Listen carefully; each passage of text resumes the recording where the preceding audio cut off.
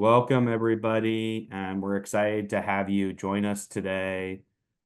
We're just going to wait a few minutes as folks start to file into the Zoom room, but we have an awesome presentation and webinar with two amazing speakers from AARP to talk about all the things that you need to know for your business to really unlock caregiving support and some information about Medicare as we're in the time of open enrollment. So we're just letting folks start to file in here just over the next minute or two. In the meantime, if you could actually introduce yourself via the chat, let us know your name and the name of your business and where in the world you're dialing in from. And since it's, Thanksgiving's right around the corner, let us know your favorite Thanksgiving side dish. So go ahead and introduce yourself. It's always helpful for us to know who's in the room before we dive in today's presentation. So I'm putting a name and welcoming folks in the chat now. So if you're here, let us know. Awesome. Hi, Carolyn. Welcome. Wonderful. Well, just a quick few pieces of housekeeping before we get started. One, we will have some time for question and answer later in today's presentation. So just be on the lookout for that. But if you have any questions, go ahead and use that Q&A button. Ask those questions. We'll be monitoring that as we are monitoring the chat now. And I'm seeing lots of people start to introduce themselves from all around the country, which is really, really awesome. And the second thing is, this is being recorded. So I know we usually get this question a few times, but just know that it is being recorded and we're going to share this out afterwards via the email that you registered with, so that you'll have access to it and be able to kind of review it. And then, just getting started here, we have two fantastic, as I mentioned, presenters today.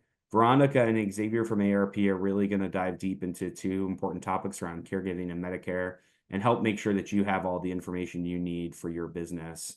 And so without further ado, it's my pleasure to pass the microphone over to Veronica to kind of get started with her portion of today's presentation. Veronica, over to you.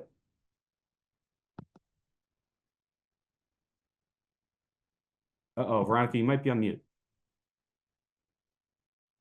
Thank you. I couldn't find the button to unmute myself in the webinar version, so sorry about that.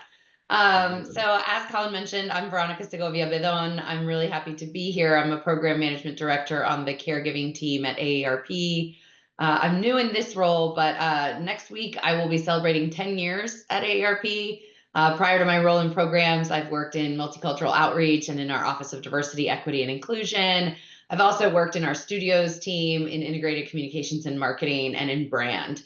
So really excited to be with everybody here today representing AARP to talk about, one, the caregiving crisis that we have in this country, to also share the business imperatives around why it's important to have a caregiver-friendly workplace, to offer some practical guidance on creating that caregiver-friendly workplace, some items that you can take away and do yourselves so you can create your own action plan in your own workplace, and then to share some additional resources as well.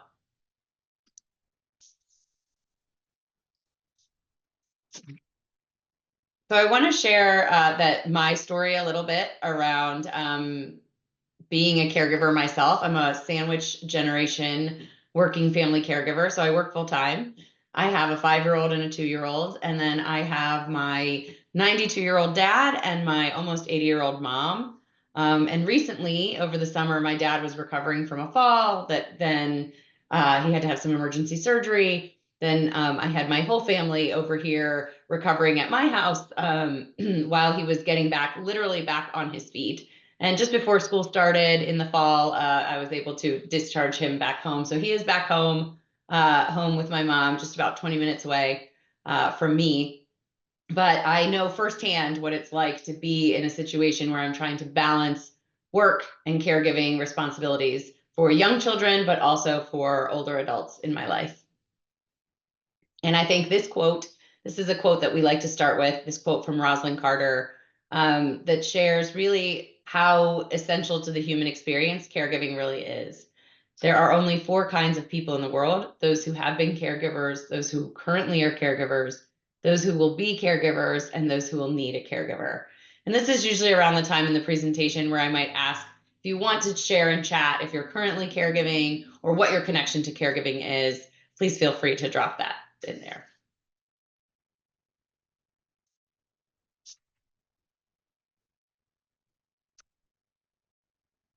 So what do we mean by family caregiving? Just so we can have some shared understanding around what AARP means when we're talking about family caregiving. We are talking about the millions of Americans who are providing unpaid care for an adult, often while balancing work responsibilities. This care can be time intensive. On average, caregivers are dedicating nearly 24 hours a week to caregiving tasks. And for many, caregiving can continue for years. And 46% of caregivers are supporting someone age 75 or older. And this growing need is affecting individuals across all demographics, and it's a reality that impacts many in our workforce. So we're not just talking about other people's problems or those people over there. We're talking about every single one of us on this call.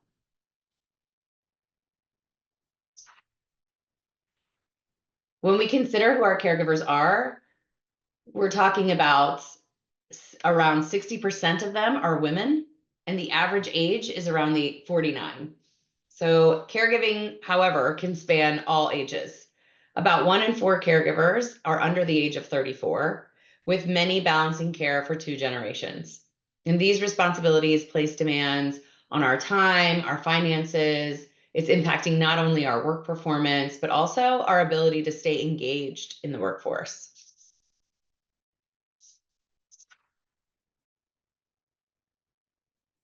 Today, 73% of US workers are also caregiving. This is a significant increase from pre-pandemic numbers. And these responsibilities often lead to work-related impacts, with many caregivers sharing that they either arrive late or leave early or need more time off to take care of these responsibilities. And in fact, 1 in 10 caregivers end up leaving the workforce altogether, either by choice or out of necessity.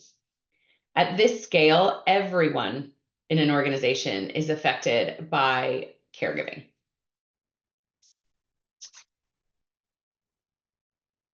As our population ages, caregiving needs will only increase. By 2030, it's estimated that 90% of people over 65 will have at least one chronic condition.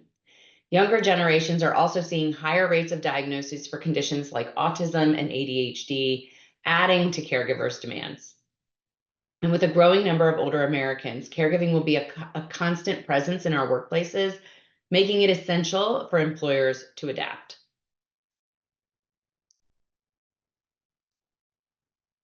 So this is where we're going to get into the business case or the imperative for having a caregiver-friendly workplace.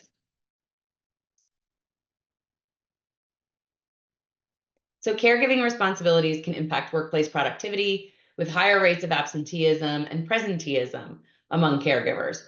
Caregivers may face unexpected events or financial burdens that can affect their ability to perform at work.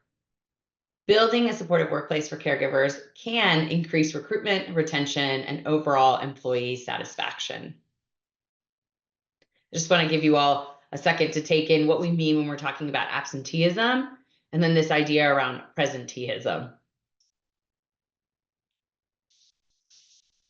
how it's impacting them on the job.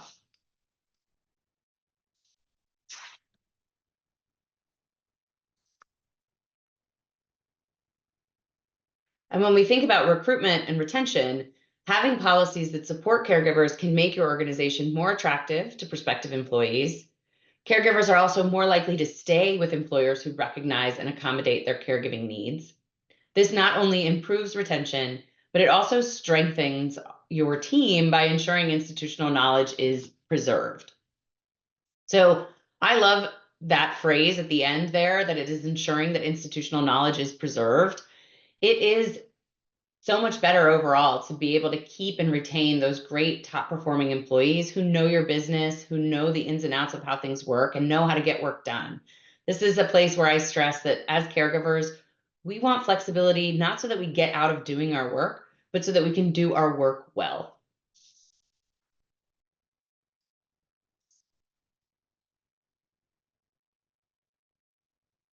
So caregiver friendly policies, some examples of that might be flex time and telecommuting, These can enhance employees' productivity and also enhance focus.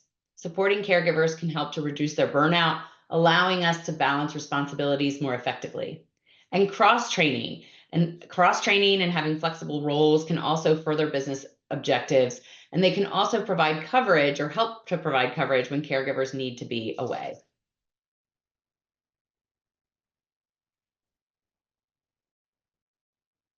Investing in this kind of support can offer a tangible return on investment. Our studies have shown that for every dollar spent, businesses may see a return between $1.70 and $4.45.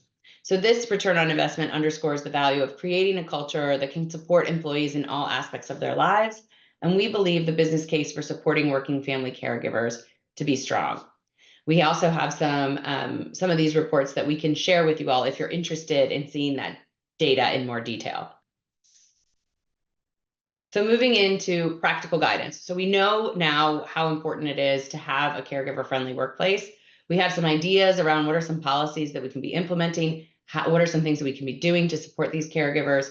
So what is some practical guidance on how we can take this back and create a caregiver-friendly workplace?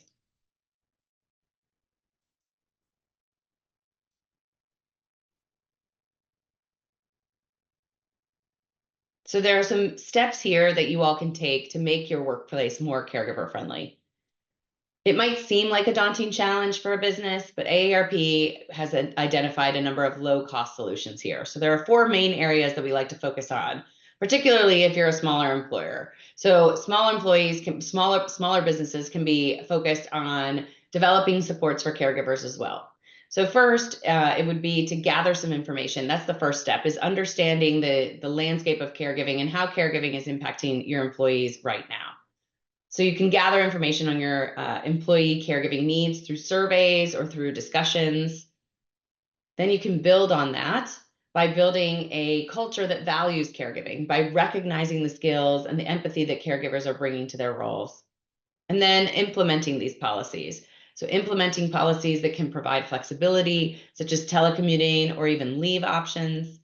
And then lastly, connecting employees with resources and support networks that can help them manage their caregiving responsibilities. You can have all the policies and benefits in place, but if the employees don't know about them or don't know how to use them, if managers aren't empowered to encourage their employees to take advantage of those resources and benefits, then no one can actually take advantage of them. These are some more specific examples around how you can gather this information. So hosting an in-person or a virtual lunch, hosting a gathering like this over a webinar, over a Zoom, to discuss for your own employees, to discuss caregiving and hear how your employees are thinking about caregiving. Oftentimes, even just bringing up the topic of family caregiving is something that helps people to realize that they're doing this work. Identifying as a caregiver is a key first step in acknowledging that you're in a role where you may benefit from some resources or some help along the way. And then also surveying your employees around their knowledge of caregiving and the resources that they currently have available to them. So depending on the size of your business, you can gather this information from your employees directly and figure out either informally or formally how they are impacted by caregiving. And this information, like I said, it's an important first step when assessing what types of programs and solutions to implement and which ones would be most beneficial to your team.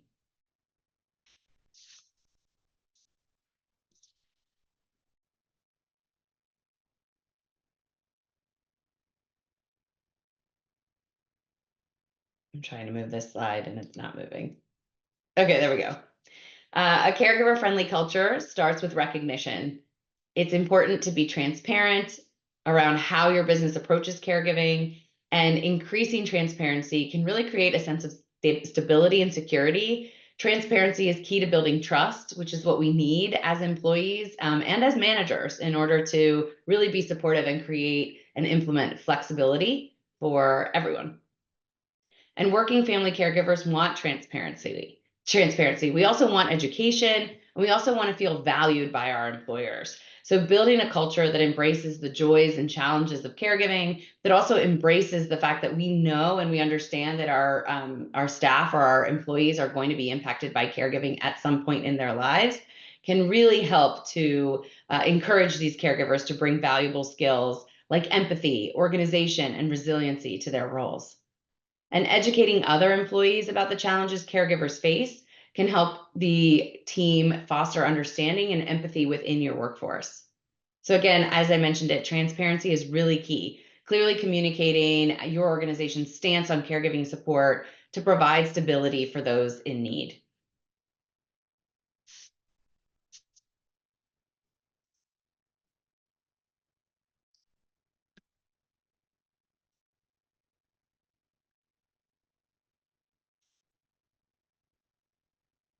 Oh, okay. So I mentioned already telecommuting, flex time, leave. What does that look like? So where I work at AARP, we actually have 80 hours of caregiving leave that we can use throughout the year. And it's separate from my vacation or my sick leave. You know, I don't have to dip into my own personal vacation or my own personal sick leave to take time if I need to take care of my dad or to help my mom with a discharge from the hospital, and getting her home and doing that transition. So it's really great. Paid leave can make a huge difference for working family caregivers. It's also important to think about what your employees have access to when it comes to a state paid leave policy as well. If people have access to, depending on where they live or where you're based as an employer, paid family leave can really make a difference for working family caregivers. Again, flexibility, it allows caregivers to meet both professional and family responsibilities effectively. And while it's not ideal for every business, these strategies can help provide the flexibility that caregivers need.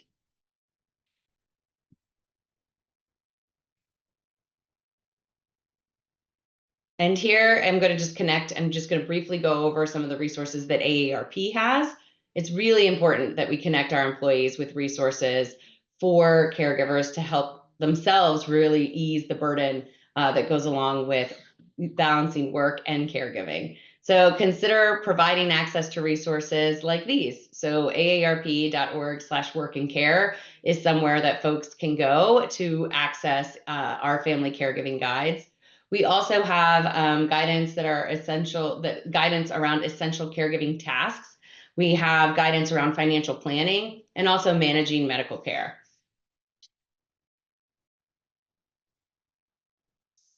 So now we can get into an action plan that you all can walk away with before I hand it over to my colleague to go into Medicare Essentials. So for the next 6 months, this is a great time of year to really reflect and think about what you want to bring in 2025. So if you think about the truth that, you know, you're not going to be able to change your culture overnight. Creating a caregiver friendly culture can't happen overnight, but you might be able to chip away and make some progress within the next 6 months. So this is an example roadmap that you could have divided into 3 phases of learning, implementing, and also investing.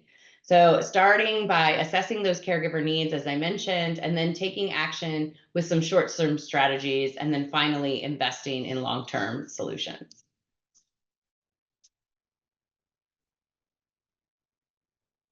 So in month 1, you're going to want to focus about learning caregiving in your workforce, conducting either a care census or a survey, using tools that you have at your disposal to gauge needs and available resources. You can do this anonymously, and that way people might feel a little more comfortable sharing more of themselves there, or you can do an informal discussion, such as a brown bag lunch, to really open up dialogue on caregiving experiences and challenges.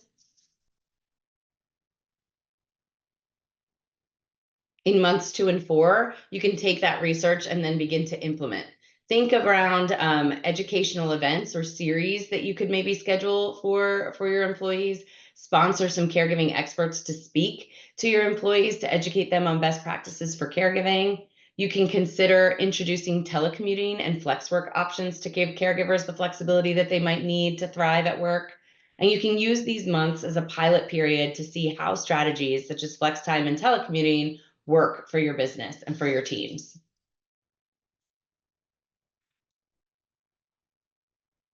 And then in months 5 and 6, you can think about that investment.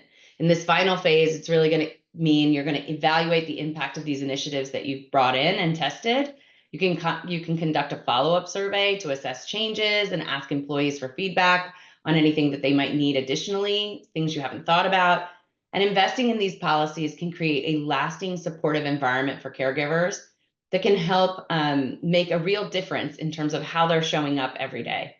And this census can also help you understand the impact that new strategies have had and what other steps you might want to take on in an effort to help support your employees. So with these last few minutes, I want to go ahead and just share more of the resources that we have at AARP. The first one I want to mention are family caregiving guides. So these are designed to make caregiving more manageable. They provide practical advice on organizing care, having important family discussions, and finding community resources. They're also available in several languages and customized versions for different communities, which makes them accessible to all employees. We also have a financial workbook for family caregivers. This one goes a little bit deeper in tools like budgeting forms and guidance for financial and legal planning, which can be really helpful for caregivers in terms of managing financial stress. We at AARP have found in studies time and time again that the number one source of stress for family caregivers is money. Financial strain can be a real burden for caregivers. We also have manager training. So a manager training called How to Build a Caregiver Friendly Culture. And this is specifically for managers, which we know is so important. You can have all the policies in place, but if we don't have supportive managers or managers who understand what those policies are and how they impact their own workforce, it can really be a challenge in supporting caregivers when they need it.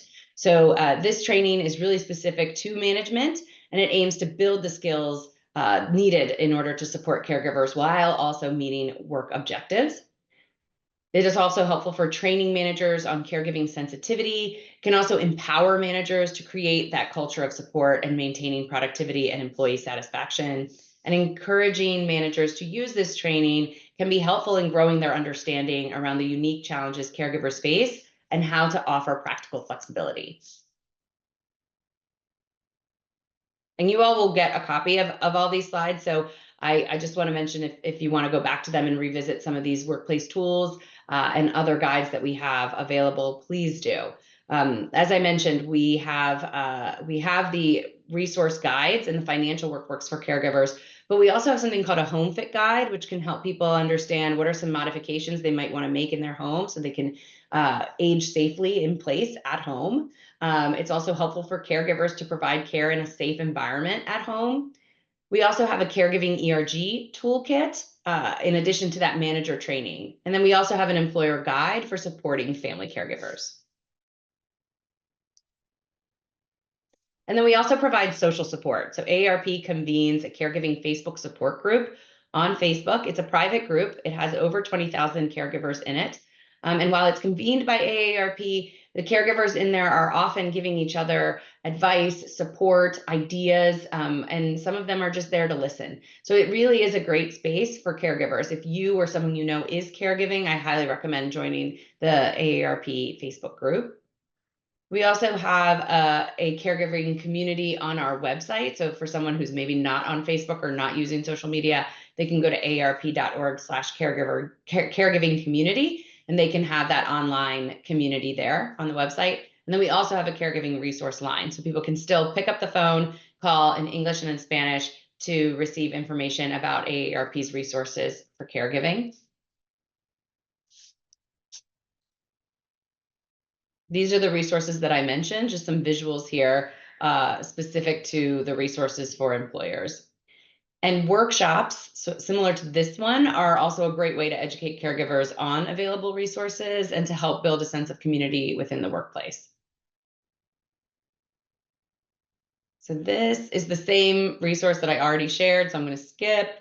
We also have local state resources. So we do have state-specific resource guides for family caregivers so that folks can see what they have available at a local level and a state level. And these are just some reinforcements of the Facebook group, the Caregiving Resource Center, which is aarp.org/caregiving, or in Spanish, aarp.org/cuidar. That's really a hub for all of the caregiving resources that we have at AARP. And it also links people to really great articles that have been written by our editorial team. And then I want to just mention this website, especially if anybody on this call right now is in a caregiving role. We do have a website that helps with a lot of these medical or nursing tasks tutorials.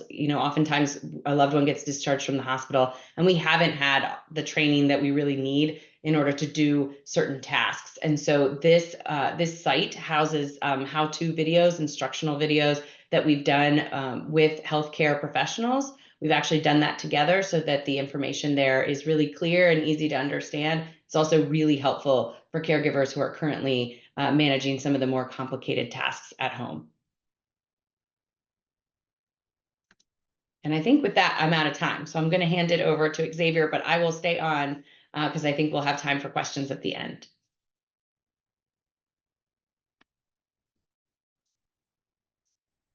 Thank you, Veronica, for that. And what a great lead in as we talk about different resources, and one of them being the Medicare and long-term care. And so thank you everyone for joining us for this afternoon and right before Thanksgiving. And so we're just gonna go over some brief Medicare information. Once again, my name is Xavier Vaughn. I am the program manager of Medicare education here at AARP, and Veronica and I, we work on the same team within the caregiving health department. So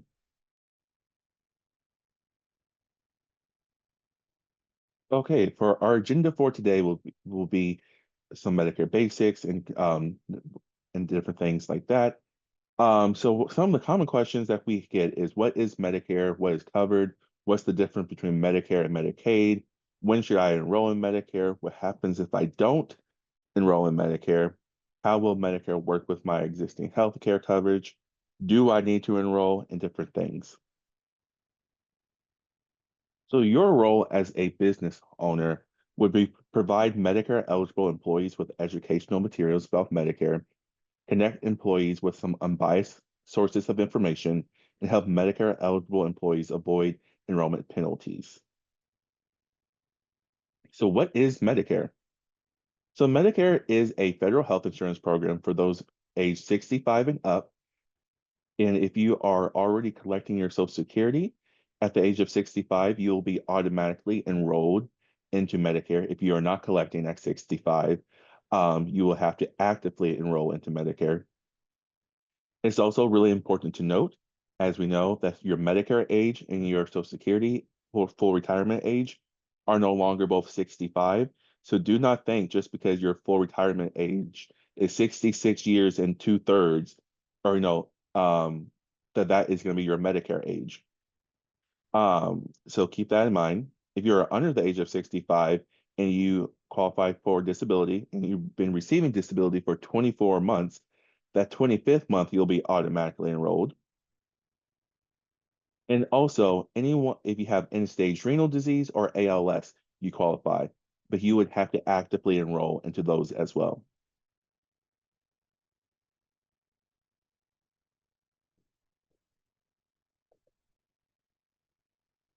So what are the employee responsibilities?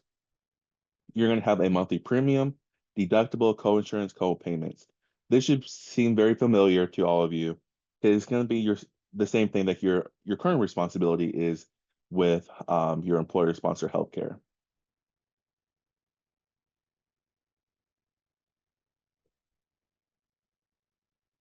So Medicare does not cover hearing, dental, and vision, or long-term care. And I think this is really surprising to people that some of these things are not covered. With that being said, there are some caveats to some of this. So for example, if you have diabetes, you may be able to get a vision test in. It just really depends on what those different caveats are. And long-term care. So nursing home care is not covered under Medicare, but it is covered under Medicaid. And what's really confusing is, and we'll talk about it when we go a little further in the presentation, that skilled nursing facility or skilled nursing care is covered. So when you see nursing care or skilled nursing facility, skilled nursing care, do not get that confused with long-term care. Long-term care are going to be where you go in and you don't plan on returning to the home, most likely. The other one is for like more rehab purposes. So different parts of Medicare. So your Part A is going to be your hospital insurance. This is going to be your inpatient hospital care, some hospice and home health, and some skilled nursing facility care. As I said, this is going to be if you had knee surgery and you maybe couldn't go home, and you need to go to rehab. This is where that would fall into play. So cost for 2025, which this is fresh off the press. It's only been out for a couple of weeks now. So most people do not pay a premium for Part A. As you know, we all pay the Medicare tax. And so once you reach has been working for about 10 years, you get a premium-free Part A. For example, I'm 30 and I've had my 40 work credits or my 10 years for a few years now. So it's something that I would not have to pay into.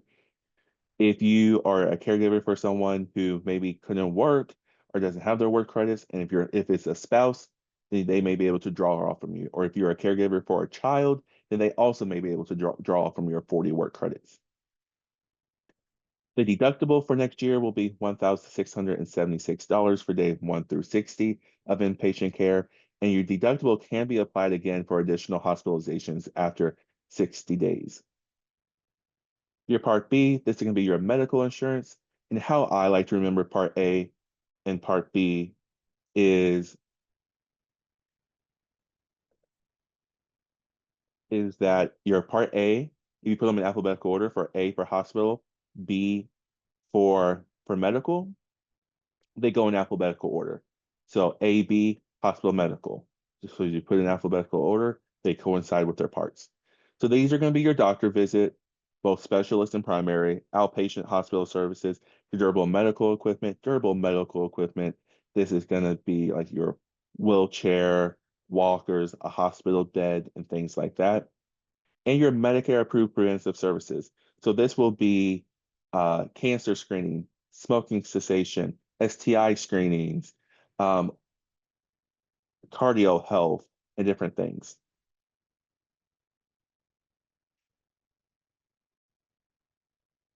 So your cost for a Part B for next year will be $185. And then the premium does go up if your individual income is 106,000 or 212,000 for a couple.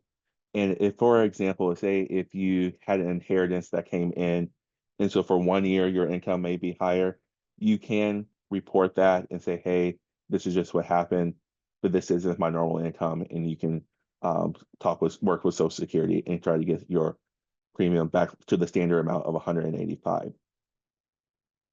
The annual deductible is $257 for next year, and co-insurance is 20% for most services.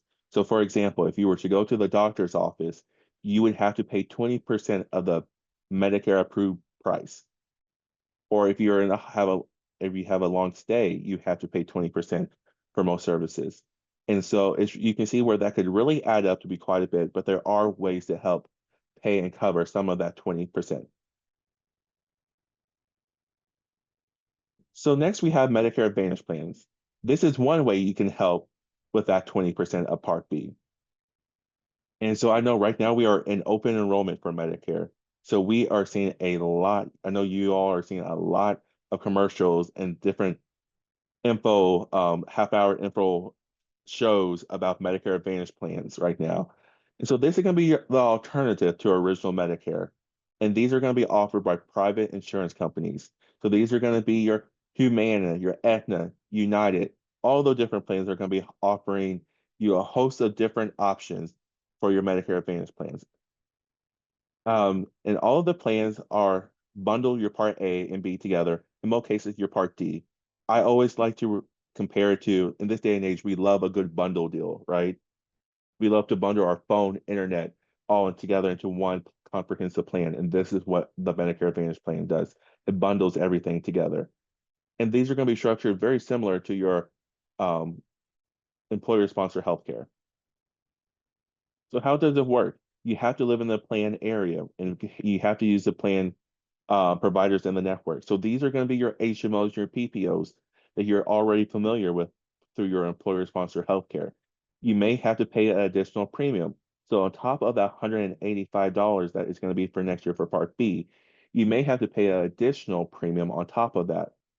And you may have to follow insurance company rules such as requiring referral to see a specialist. So next we have Part D coverage. Remember, D is for drug. This is going to be your prescription drug coverage. And just like with Part C, which are private insurance companies, Part D is also administered by private insurance companies. So this is going to help cover the cost of your prescription drugs that you pick up at the pharmacy. And they're run by Medicare approved private insurance companies.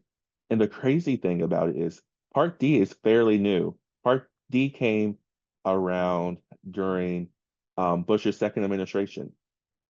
So around 2006 is when this came into law.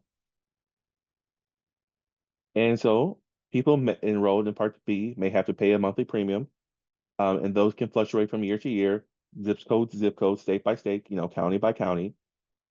Co-payments are co-insurance and an annual deductible up to $590. And people with higher income may have to pay higher Part D premiums as well. So this is just a really nice infographic to kind of lay out what I just said. So as you can see, you have your A, B, and D together, which will be your original Medicare, or you can kind of bundle all three of those together into a Medicare Advantage plans. There are pros and cons to both, and there's something that you really need to weigh out when you start thinking about your Medicare options for when it comes time for your initial enrollment.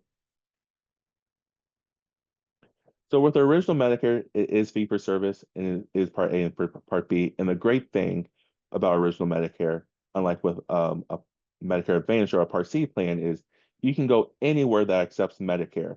As you may recall, when we were talking about Medicare Advantage plans, you are limited to your zip code in your service area. Where with original Medicare, you can go anywhere across the country that accepts Medicare. And you can choose and join Medicare prescription drug plan for drug coverage. Another avenue that you can do, and this is only an option if you have original Medicare. You cannot have this option if you have a Medicare Advantage plan. It is actually illegal to have both.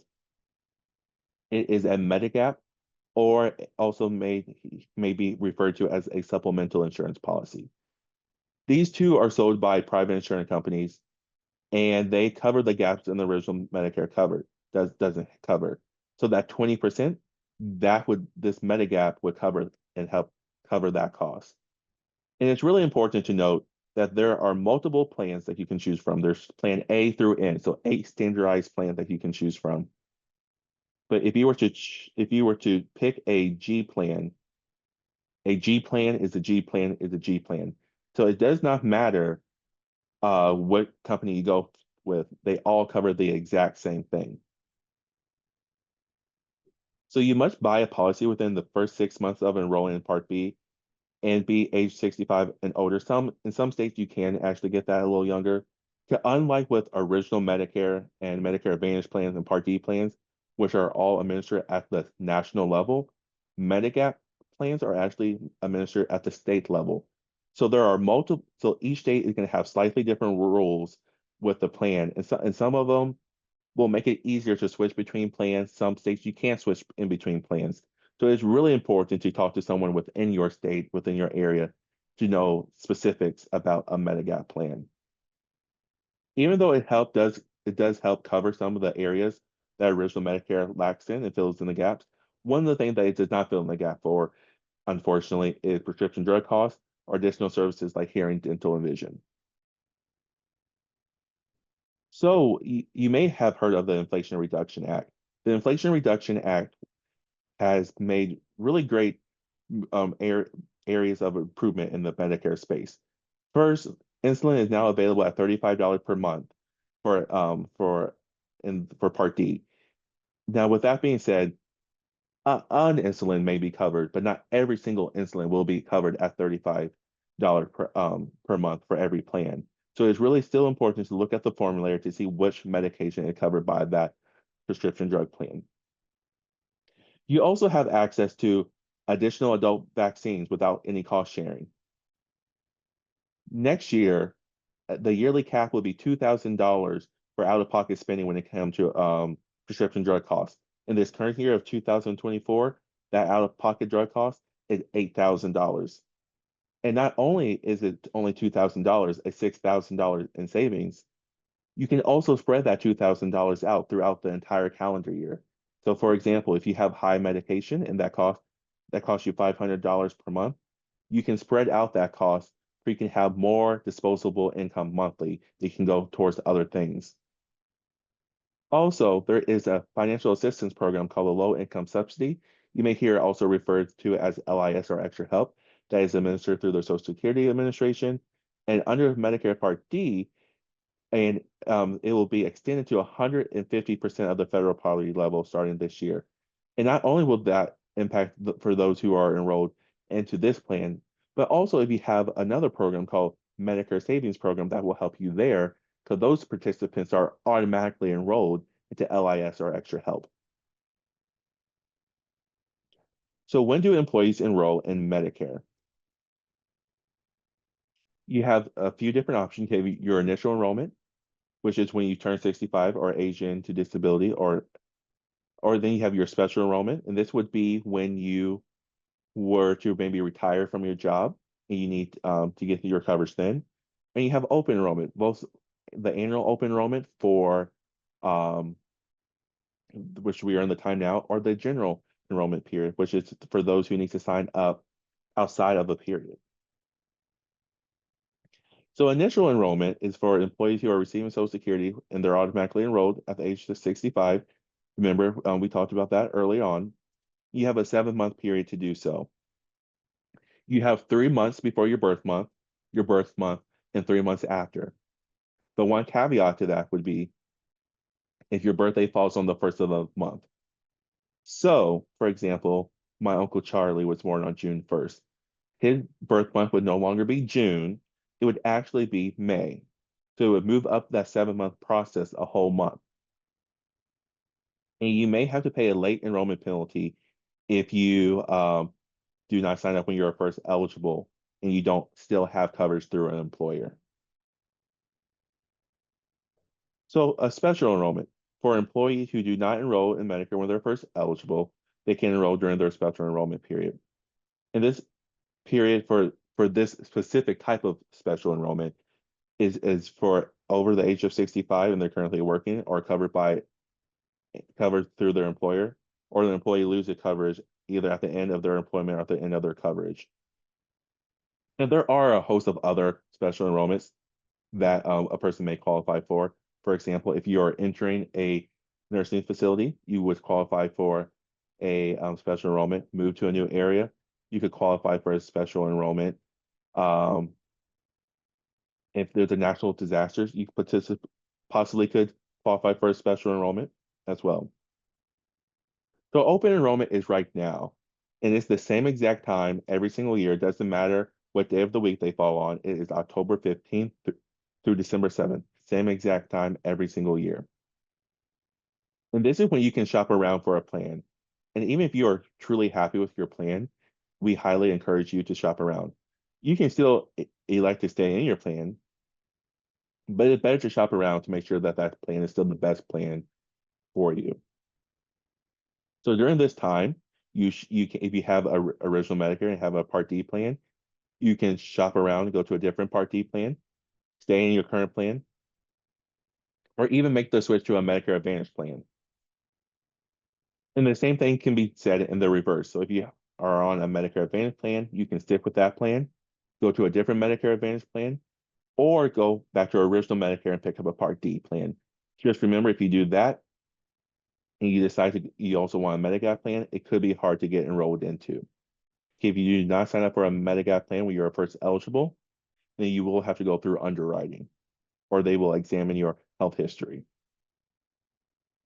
And Medicare eligible employees are not allowed to join during open enrollment. This is really just for those who are switching between a Medicare Advantage plan and a Part D plan. So the penalties, this is what gets people in the pickle. So for a Part A penalty, you would have to pay up to 10% of an increase for a monthly premium for twice the number of years you did not sign up. So if you didn't sign up for 2 years, you would have to pay the penalty for 4 years. Pretty simple and straightforward. For Part B, you have to pay 10% for the monthly premium for every 12-month period you do not sign up. And this penalty will stick with you for as long as you have Medicare. So if you go 11 months without Part B, you're fine. You will not have a penalty. At 12 months, you will have the 10% penalty. At 23 months, you will only still have that 10% penalty. Then after 24 months, it would go up. You would have the 20% penalty. So for Part D, it is a little more of a complicated equation that you have to go through. It is for every month you go uncovered. And remember, Part D is technically optional. But even though it's optional, they highly encourage people to sign up when they're first eligible. If you don't, then you have to pay this penalty. It is 1% of the natural base beneficiary premium. So for next year, that is $36.78. So you would have to pay 1% of that for every month you go uncovered. When I was doing Medicare counseling, this was probably back in 2008. I was helping an older lady get enrolled into Part D for that year. We were shopping around, and she never signed up for Part D. So from 2006 to 2018, she never signed up for Part D. And that year, in the state I was in at the time, which was Missouri, the cheapest plan was $15. So she would have to pay $15 plus 144% of this 36.78, whatever the cost was in 2018. You can see where that could really add up to be quite a bit of money. So when we talk about penalties and knowing your enrollment periods, this is why we stress this, is because we don't want you to be paying all these penalties and pay more than what you have to. Medicare in your business, if you are an employer and your size is 20 or less, then your employees must enroll into Medicare. And then Medicare will become your primary. If you have a larger employer of 20 and more, you have some different options. And your options would be that you could continue with your employer sponsor healthcare. Or as we know, Part A is premium free, so there is no cost. So you can enroll into your Part A for free. Or you can decide to enroll in both Part A and Part B, and then Medicare will become your secondary insurance. And these scenarios are exactly what I just said. Small employer, enroll in Part A and Part B. Large employers, you can decide to enroll, just decide not to enroll, or do the hybrid method and just enroll in Part A. So this is just a nice timeline of all the different letters and different things you'll get in the mail during the time of your initial enrollment. So you'll get an overview letter about 6 months out, some Medicare educational materials at 3 months, and then you get a third-party resource list and the final communication with all materials about 2 months after your birth month. So engaging your employees on Medicare, make sure you have a clear and consistent communication, refer employees to trusted and reputable resources, and educate employees about Medicare prior to their eligibility. So what resources do we have? A really great resource is Medicare.gov. And here's also their 1-800 number. Obviously, right now during open enrollment, if you call that number, you're going to probably be on hold for quite a bit of time. And if you cannot remember this number, just remember it's 1-800-Medicare. But you can go on Medicare.gov, create a free account, and then you can search for all the Medicare Advantage plans and all the Part D plans that are available to you in your service area. Next, we have the Medicare Rights Center. And the Medicare Rights Center is a nonprofit organization that provides really great free and unbiased Medicare information. Next, we have the SHIP, which is the State Health Insurance Assistance Program. And they provide free unbiased Medicare counseling. They're not affiliated with any insurance company. And it is actually a grant through the Administration for Community Living, which is housed within the Department of Health and Human Services. If you cannot tell by my little spill I just did, I actually used to work for a ship. And so I had to give that spill all the time. So that is something fresh, I can just roll off from the tongue. And it's really, like I said, it's really great because every state has one. And these are people in your local community. So if you go to a senior center, most likely they're going to be ship trained. Um, there's a lot of ship counselors within assisted living facilities and different things within hospital systems. So they're just kind of all over and scattered. For AARP resources, you can go to aarp.org/Medicare, and this is going to give you all the latest articles, the different resources available. We have aarp.org/Learn Medicare, which will provide you, will take you to our Medicare enrollment guide, which you can answer a few questions and get a really basic information, or you can explore the guide and go in and get in-depth chapters. And we are about to launch a new program at the beginning of next year. And I'm really excited that will go even more detail and give you a self-designed course where you can study Medicare. And then we also have AARP/Medicare Employer, which is the online learning series where you can get stuff specifically that you can give to your employees as they are entering their Medicare age. Conclusion, Medicare can be quite complicated, but it is also a great equalizer, just like caregiving. At every point in our life, we're going to probably become a caregiver, and we're all going to need to know some basics about Medicare, either for ourselves or a loved one. And with the resources provided and AARP's help, we are hopefully we can make your Medicare journey an easy one and make it real basic, just like the ABCs. And that will be the end. You should have a poll that just popped up for you. Please take that poll. That is a really great value for us at AARP. Thank you, Xavier. I know folks are still filling out the poll, and thank you, Xavier. Thank you, Veronica. It was just so much information, so much great content for the businesses, employers on the line who are thinking deeply both about how to support their working family caregivers and also how to support kind of their Medicare eligible employees. We know this is kind of a crazy time of year with the holiday here in the United States in just a few days. And so we do have a few minutes left, and I wanted to see if anyone had any questions while the poll is still in the field.